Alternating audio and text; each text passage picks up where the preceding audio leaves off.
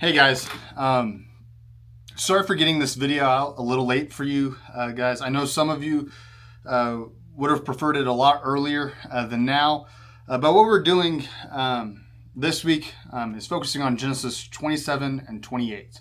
It's the story of Jacob and Esau. And similar to kind of how what we did last week, where we focused on the stories our family tells, I want us to again focus on our families, but the stories of you and your siblings, you and your brothers or your sisters. Now would be a good time to maybe tell some of those stories from when you were younger and you got in those fights with your brother or your sister. I know I have several of those.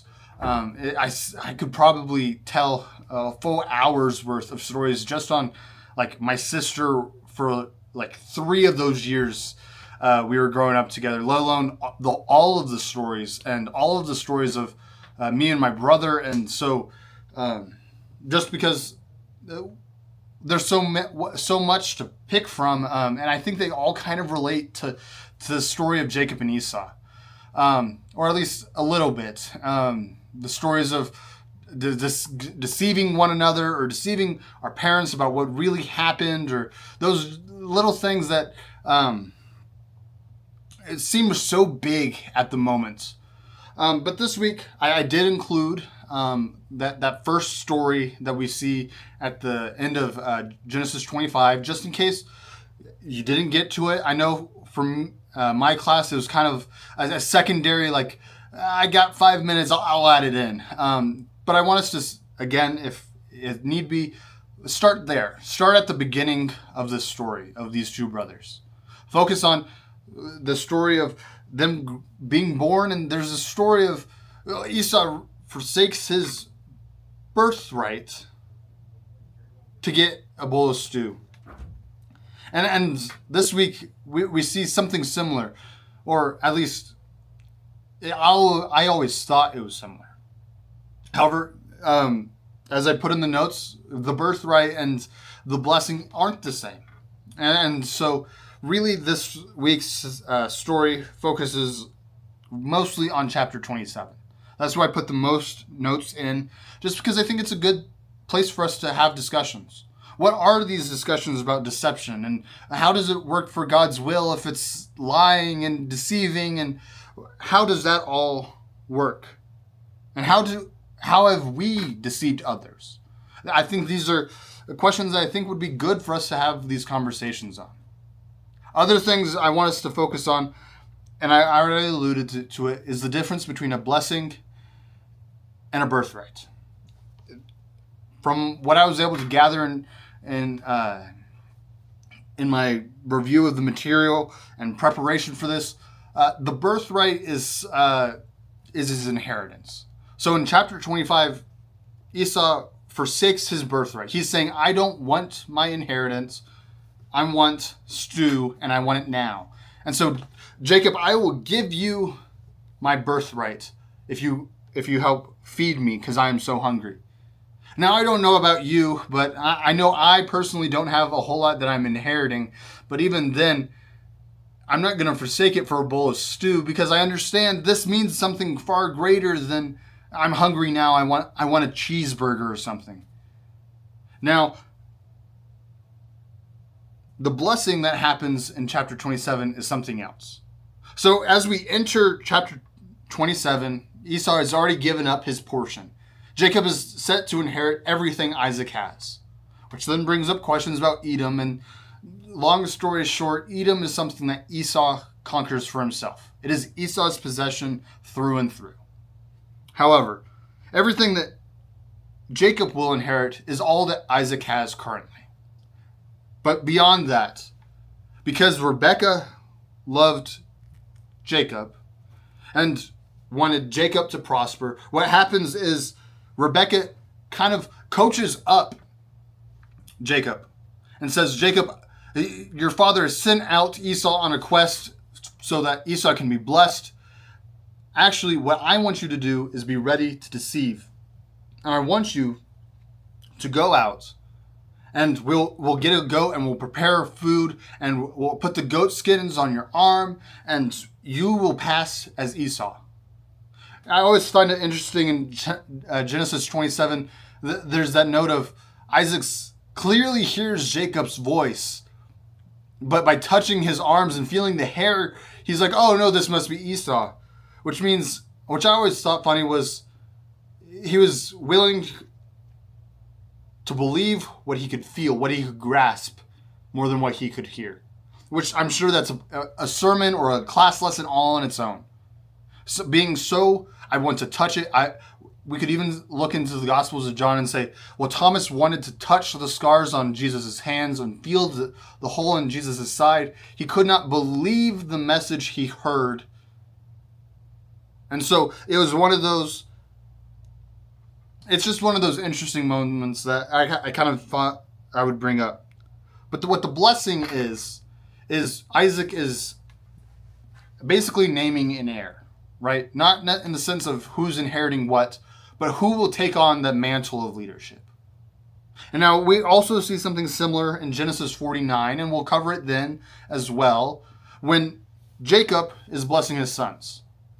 Jacob passes on over the first 3 sons and blesses Judah and says, Judah will be the one who's blessed, the one who will be the head of my house.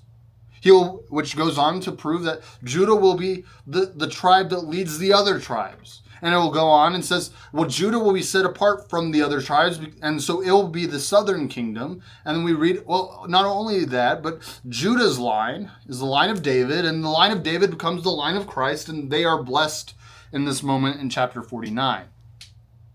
But what it's doing is, in the basic sense, Jacob is naming Judah as the heir. There's 3 older sons. In theory, it would have passed to Reuben, the eldest, but it didn't, because Jacob named Judah. Likewise, really there shouldn't have been a debate. The blessing, the birthright would all pass to Esau. And yet now, because Esau has forsaken his birthright, Jacob is the one inheriting. Because Jacob deceives Isaac, Jacob receives the blessing and is considered the one to lead the family, lead the descendants of Isaac, which are also the descendants of Abraham. And just like, well, Ishmael was the firstborn of Abraham, but what we see is Isaac is the one who receives the blessing and is the one who carries on the line of Abraham. Ishmael doesn't not or stop having kids, and there aren't descendants of Ishmael. We see Esau gets married to a descendant of Ishmael in chapter 28. But what we see is the story is already coming together for what we already know. In Genesis, yeah, we know some of these stories, but it's already setting up in the very beginning. The earliest stories, it is setting us up for there's a promised descendant. There's something greater yet to come. Something we don't know what it is yet. And look down the road. In chapter 28, I know there's a lot here that we could get into with all the angels and the heavenly imagery. But honestly, I don't know how much time you guys will have, because chapter 27, I think, has some very good discussion points. And I want us to spend time having those discussions in Genesis 27.